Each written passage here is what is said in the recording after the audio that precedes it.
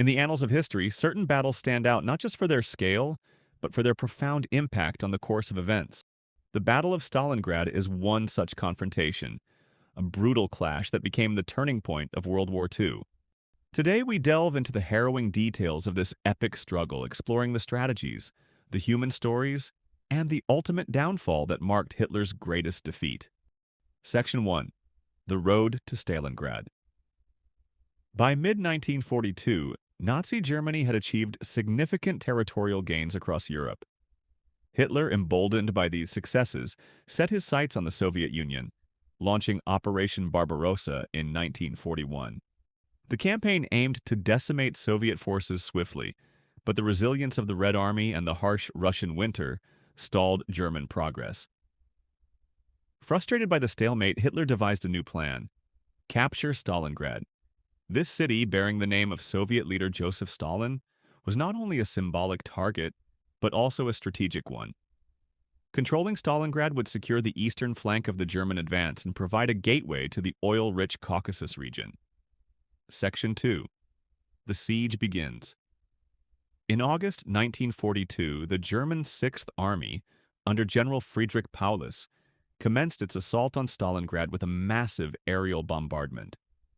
The Luftwaffe's relentless attacks reduced much of the city to rubble, but this devastation only served to fortify Soviet resolve.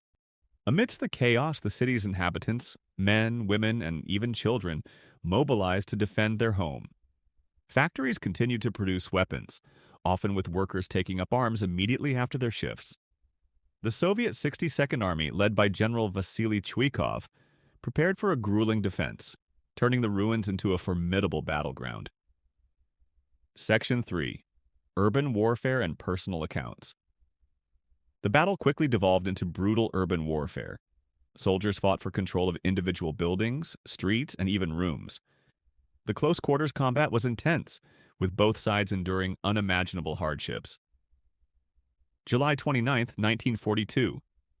We have fought for 15 days for a single house. With mortars, grenades, machine guns, and bayonets, we have been fighting day and night. The front is a corridor between burnt-out rooms. The street is no longer measured by meters, but by corpses. Stalingrad is no longer a city. Animals flee this hell. The hardest stones cannot bear it for long. Only men endure. The Soviets employed snipers to deadly effect, with figures like Lyudmila Pavlichenko becoming legendary for their marksmanship. Her prowess not only inflicted significant losses on German forces, but also served as a morale booster. Section 4, Operation Uranus, the Soviet counteroffensive.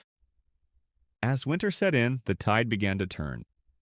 On November 19, 1942, the Soviets launched Operation Uranus, a massive counteroffensive aimed at encircling the German Sixth Army.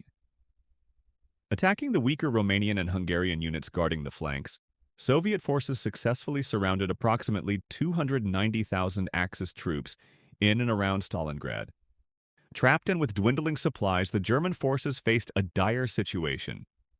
Hitler, refusing to allow a retreat, promised air resupply, a promise that proved impossible to fulfill given the harsh weather and Soviet anti-aircraft defenses.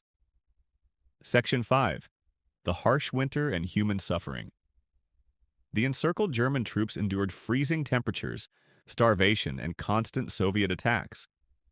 Frostbite and disease claimed as many lives as the fighting. Desperation set in, and the once formidable Sixth Army began to disintegrate. December 26, 1942. My dear wife, when you receive this letter, I will be dead. This is my last letter. I am saying goodbye to you for eternity. These letters, filled with despair and longing, were often intercepted and never reached their intended recipients, highlighting the isolation and hopelessness felt by the encircled soldiers. Section 6. The Final Surrender. By late January 1943, the situation was untenable. Despite Hitler's orders to fight to the last man, General Paulus, now promoted to field marshal, a rank that had never been captured alive, surrendered on January 31, 1943. The remaining German forces capitulated shortly after. Of the nearly 91,000 prisoners taken, only about 5,000 would survive the harsh conditions of Soviet captivity and return home years later. Section 7. The Aftermath and Significance. The Battle of Stalingrad was one of the deadliest confrontations in history, with combined military and civilian casualties estimated to be nearly 2 million. The city's infrastructure was decimated, leaving a landscape of ruins and ash.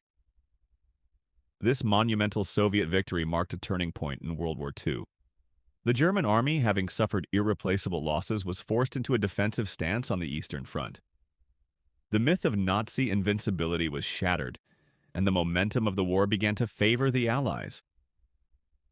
In the aftermath, Soviet forces launched a series of offensives, gradually liberating occupied territories and pushing German troops westward.